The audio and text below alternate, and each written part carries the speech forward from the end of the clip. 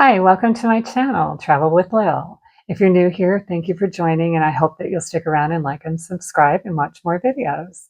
If you're returning, thank you so much. I appreciate it. This is, as promised, this is part 2 of my Are You Prepared for Full-Time Travel videos. There's just 2 parts. I'm going to go into more detail on the challenges you face, how to prepare for them, and unexpected bonuses that come with full-time travel. So stay tuned. Let's get started. First of all, I am going to be referring to notes because I wrote everything down so that I don't forget what I want to say, because I do have trouble talking off the top of my head. So that's all I'm doing. I wrote these down myself. So just bear with me when I refer to my notes. As a full-time traveler, I do want to say that, every time I go to a new destination, I'm very excited and I'm full of optimism and looking forward to it. But I do have anxiety, and that's perfectly normal to be a little anxious because it's an unknown environment. You don't know what obstacles you might be facing, that type of thing. So, and there's new languages. There might be a totally different, time zone. So yeah, so that's perfectly normal. But first of all, here's some common things that you might be unprepared for. The number one is the emotional toll of the constant movement. And then travel burnout from constantly being on the go. One of the ways that I avoid this is I am a really slow traveler. A lot of slow travelers go from country to country or city to city for a month at a time. I hunker down for 3 months. I like to totally unpack, set a schedule, just relax where I am. And I might visit different cities in a country that I'm in while I'm there, but I'll have one home base. Okay. Loneliness from being away from family and friends. So add to this, making friends in your new location or your new country, and then knowing you're going to miss them when you leave. A lack of stability and routine, which can be mentally exhausting. And this harkens back to why I stay for, 1 to 3 months in a location. It takes a while to adjust to the new languages, the new currency, and the new sleep schedule. Number 2, unexpected costs, such as visas, travel insurance, and health insurance. So research each country before traveling there because requirements are changing all the time. And I haven't had to get a visa yet, but I expect that when I travel to Southeast Asia, for example. I know it's required in countries there. And I'm talking about just a travel visa, not a permanent visa. And those are quicker to get and less expensive than a permanent visa. My health insurance is costly because I'm over 60, and I also have a pre-existing condition, which I did another video about that. And, I feel secure knowing I'm fully covered outside the United States. And I feel secure knowing that if something serious happens and say I had to be life flighted to the US or something like that, then that's covered. Also, if you take risks such as rock climbing, rafting, river rafting, rock climbing, paragliding, skydiving. I've done paragliding, by the way. And make sure you have insurance that would cover any accidents like that. My insurance is Allianz. I think that's how you say it. It's Allianz or Alliance. I'm not sure how it's pronounced, but it's ALLIANZ, and that provides really, really good coverage. It costs me approximately $1,800 every 6 months. If you're younger, you can get much cheaper insurance. And some of those options include Safety Wing and Cigna Global. And if you have a pre-existing condition like I do, get assistance from an expert, because I originally applied with Cigna and I was denied, and I'm denied permanently from them because I went about it by myself. And if you get help from an expert, they can help you navigate that and still get coverage where they can exclude the pre-existing condition. Let's see. Excuse me. ATM and foreign transaction fees. My bank reimburses me for the fees, which is really nice. So check with yours before, using ATMs. And I've heard that having a Charles Schwab account ensures reimbursement of fees as well. I actually had a $16 charge, just $16 just for the fee when I was getting, I think, $50 out at a really high tourist destination town I was in. So it's really important to be reimbursed. It's a big, big savings. Cost of emergency flights home for family emergencies. Make sure you have make sure that you have money set aside for that. Higher than expected expenses in certain destinations. For example, the prices rose considerably in the time I was in Buenos Aires. It was still affordable, but it was much more expensive by the time I left after I'd been there for 3 months than when I arrived.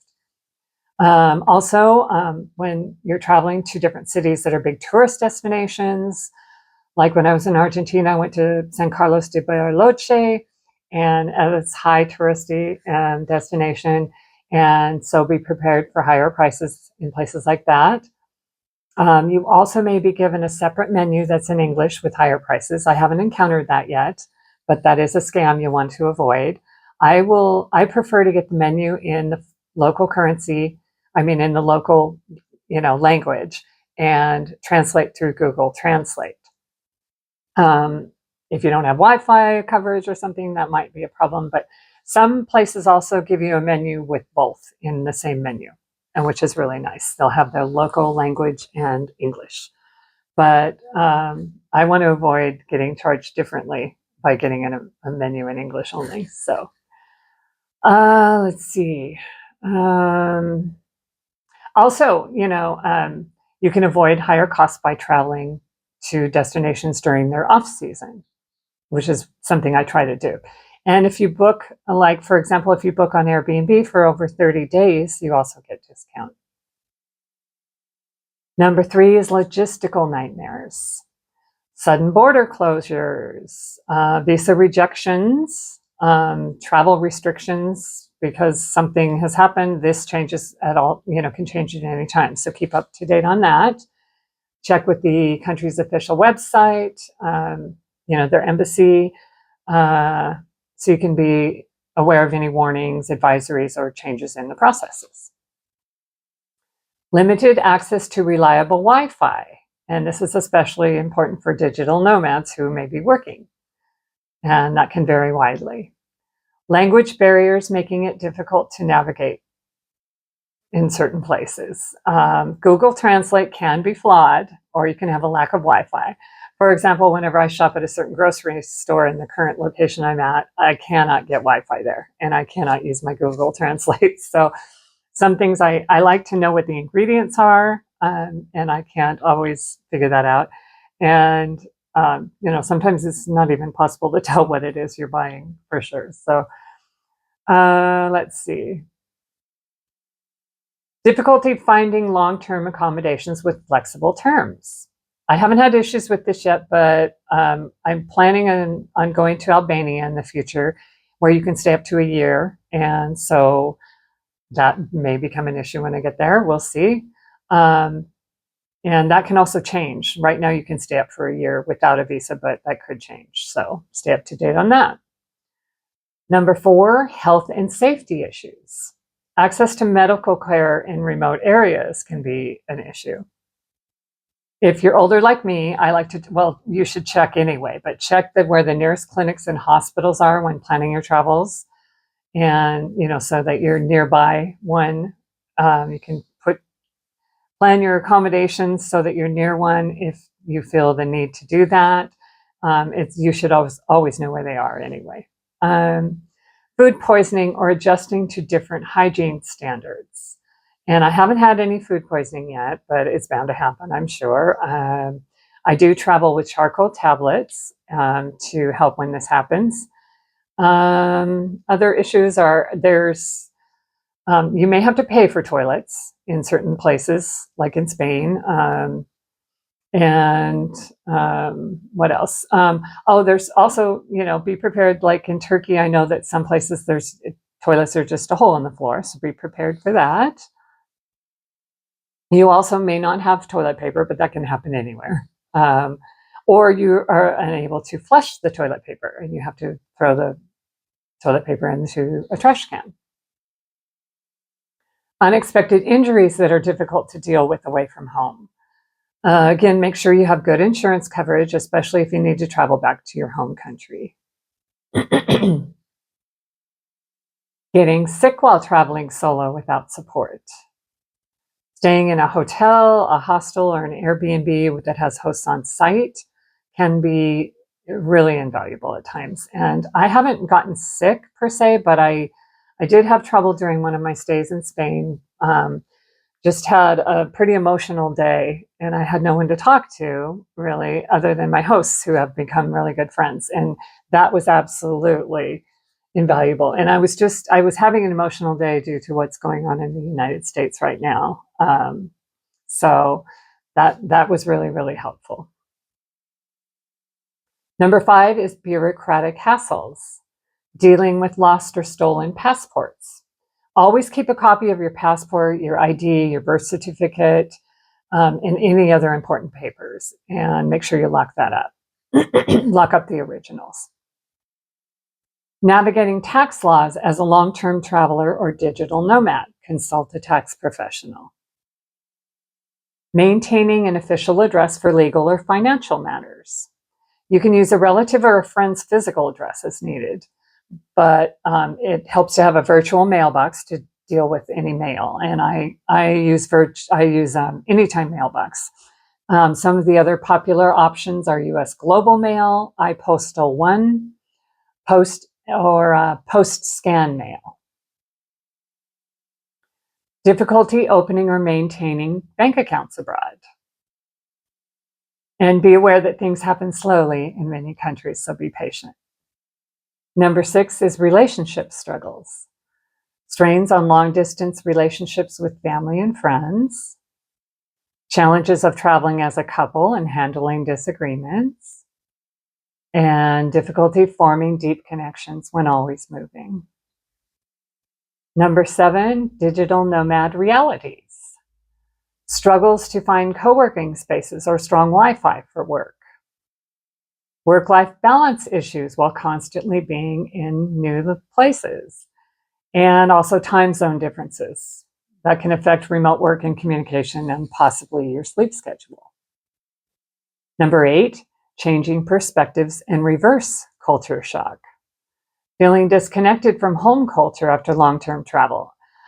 Right now I can't relate to US culture, but there's also a lot of unusual and abnormal things happening in the United States right now. Struggles to reintegrate into a traditional lifestyle if returning home. I have no plans to return at this time, even if I lose my Social Security. Fingers crossed I don't. But the US wouldn't be a safe or inexpensive place for me, even if I did. So hopefully it won't happen, but it's not a viable option for me at this time. Losing interest in material possessions after embracing minimalism.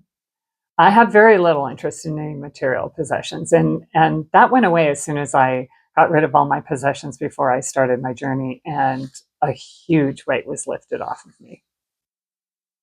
Number 9, packing and gear challenges.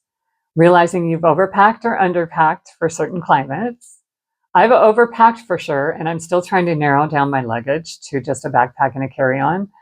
It's going to take a while, but I have given away a number of things since I started, mostly clothing. Dealing with luggage restrictions and weight limits on flights. I haven't had an issue yet, but it's bound to happen. It depends on the airline. The rules and restrictions are constantly changing, so keep up to date on that. Keeping electronics charged and secure while on the road. I have 2 portable chargers and multiple cords. 10, running out of energy or motivation. Losing the excitement of travel after months or years on the road. And it's still too soon for me, but I realize this can happen when you don't have a home base. Feeling exhausted from planning every move and making constant decisions. And this is especially applicable to solo travelers like me because I'm making all the decisions myself. I will spend hours looking for the right accommodations in the right locations, looking for the right flights. struggling with a lack of purpose beyond just traveling.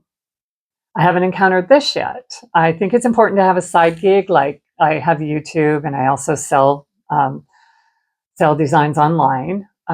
If you're retired and you're not desirous of work, there's still plenty of things you can do. There's lots of creative outlets and classes you can take online or in whatever location you're in. You can learn pottery, knitting, take cooking classes, yoga. There's historical tours. It's important to set up a schedule for your sleep, for your exploring, for working out, researching, planning. And you can also volunteer wherever you are if you're there for a length of substantial amount of time, and also learning a new language. So being proactive can make long-term travel much smoother. So here's how to prepare for and manage each challenge effectively. Number one, managing the emotional toll. Slow down. If you're a fast traveler, try slow travel. And that's what I do. I stay longer in one place. Build routines. Even while moving, create a morning or exercise routine. Stay connected. Schedule calls with your loved ones and build an online community of travelers. You can join local groups like Facebook groups or Meetup, or co-working spaces help build friendships as well. Number two, controlling unexpected costs. Budget for surprises. Set aside an emergency fund for sudden expenses, especially if like something happens back to a family member back home and you have to, unexpectedly fly and it can be more expensive. Use travel-friendly banking options. Get no foreign fee credit or debit cards. Use Schwab, American Express, for example. Also look for cards with the best rewards that allow you to redeem points for hotel stays and flight upgrades. I love Chase Sapphire Reserve. Be flexible with flights. Use fare comparison tools like Skyscanner or Google Flights, which is my fave. And that's my go-to. Consider travel insurance. It can save thousands in emergencies. I don't get the travel insurance with the airlines because I'm already covered. Number three, avoiding logistical nightmares. Check the visa rules in advance. Check with the U.S. Embassy site for the country you're traveling to, or use Visa HQ to verify the requirements. Invest in global SIM or eSIM. There's Google Fi, Airalo, or Holofly.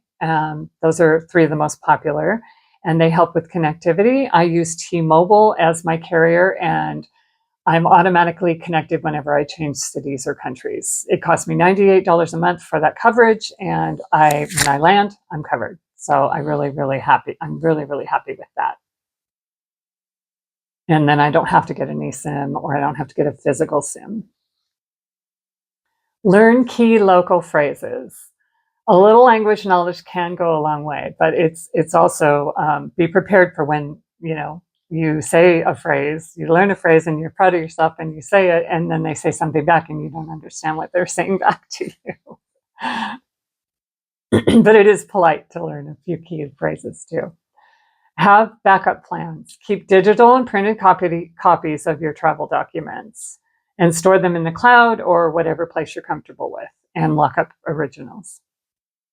A lot of places will have a safe, or if you have a suitcase that locks, that's a good place to put them.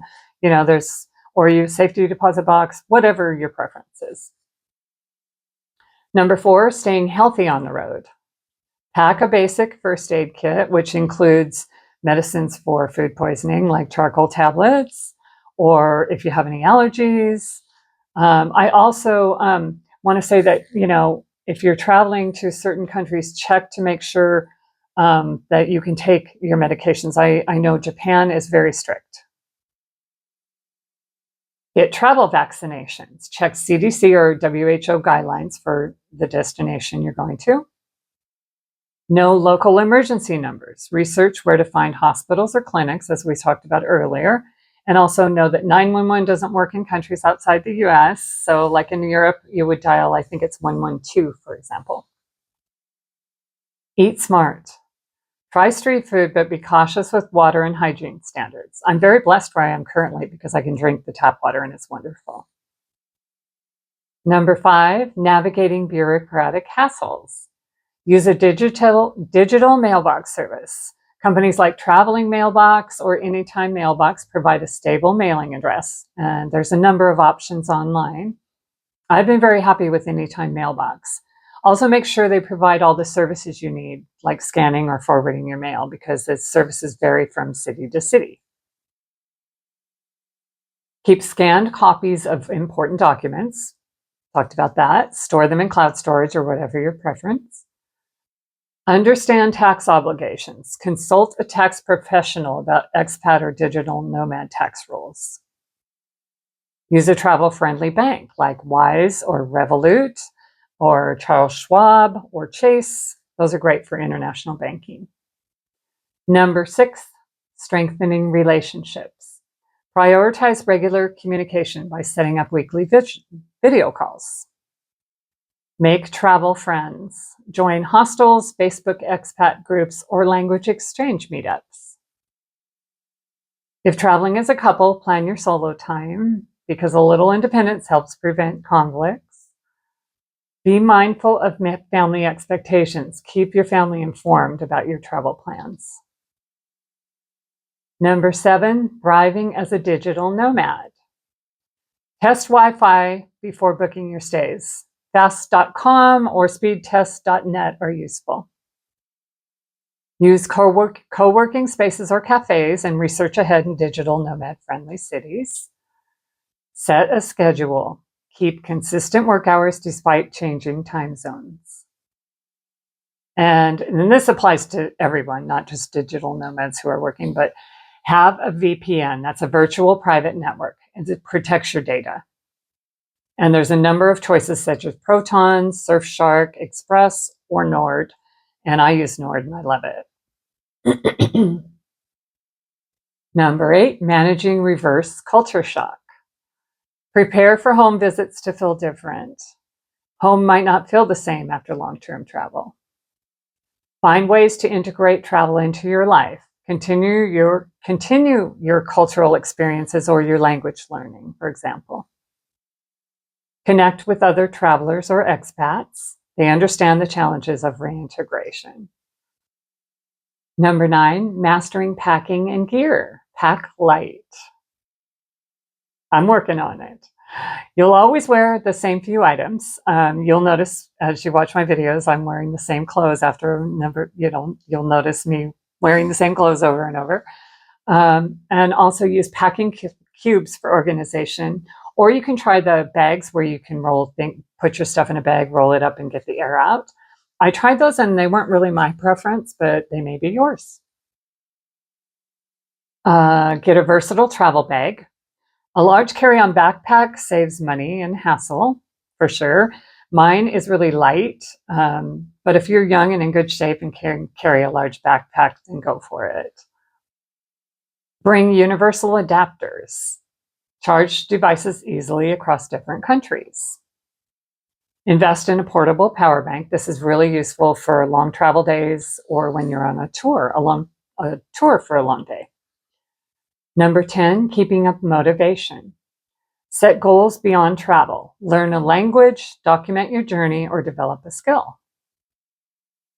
Balance exploration with downtime. Not every day has to be an adventure. And when you're slow traveling, or traveling all the time like me, you can't eat out every day. Every day can't be an adventure. You have to have downtime for sure. And it would be unaffordable if you were constantly going and constantly eating out.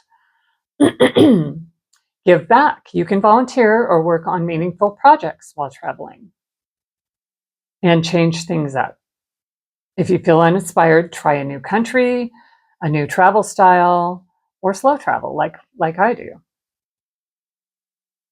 Full-time travelers often expect adventure, new experiences, and beautiful scenery, but there are unexpected bonuses that you may not have anticipated. And here are some of the best surprises that come with long-term travel. Number one is personal growth and resilience. You become more adaptable and resourceful when handling unexpected challenges. Problem-solving skills improve as you navigate different cultures and languages. And your confidence grows as you step out of your comfort zone repeatedly. Number two, unexpected friendships and deep connections. You meet like-minded travelers and locals who become lifelong friends. Strangers often go out of their way to help you, restoring faith in humanity. And you learn to connect with people across cultures even without speaking the same language. And all of those things have happened to me. Number three, financial perspective shift. You realize you need far less than you thought to live happily. Prioritizing experiences over material possessions becomes second nature. In some places, the cost of living is much lower, allowing for financial freedom. In addition, when you're able to travel inexpensively in some places, that enables you to save enough to travel in more expensive places. I'm working my way towards Switzerland. What else did I want to say? Also, take advantage of and use the points earned on credit cards. I get nice hotel stays this way, and you can also upgrade to a better seat on flights with points. Number four, finding hidden gems. The best experiences often happen off the beaten path in places you never planned to visit.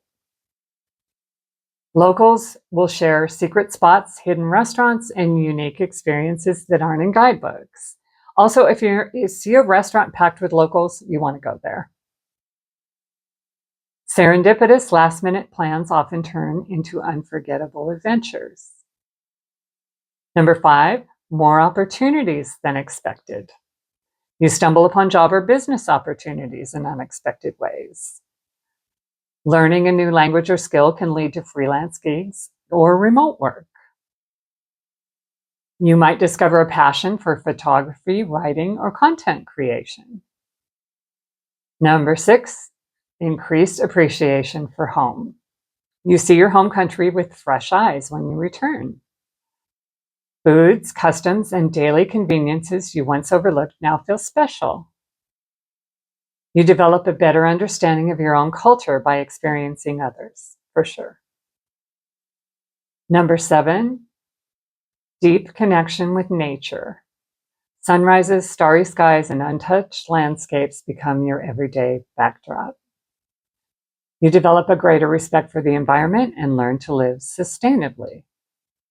Witnessing natural wonders firsthand makes you appreciate the world's beauty even more. Number eight, spontaneous adventures. Some of the best memories come from unplanned moments, like joining a group of strangers on an unexpected road trip. Travel teaches you to say yes to new experiences, like learning to surf, attending a local's wedding, or trying an unusual dish. And I've tried some unusual dishes, and that'll be in further videos. And I also was invited to a birthday party for a friend that I met, an Argentinian woman, and that has become a friend. And that was really, really nice. They celebrate birthdays a little differently, and I just enjoyed it so much. So it's wonderful when things like that happen. Number nine, learning what really matters. The stress of consumerism fades, and minimalism becomes a natural way of life. You realize that happiness isn't tied to a location or possessions, but to people and experiences. And your priorities shift toward living in the present and making meaningful connections. Number 10, a unique perspective on time. The usual work, sleep, repeat routine disappears, days feel fuller and richer. You learn to live at your own pace, whether that's slowing down in a remote village or embracing the energy of a big city. And time feels less structured, but more valuable, leading to a better work-life balance. So I hope this video helped you realize that you can embark on full-time travel with a little preparation. And I appreciate you watching. If you have any questions, please leave them in the comments.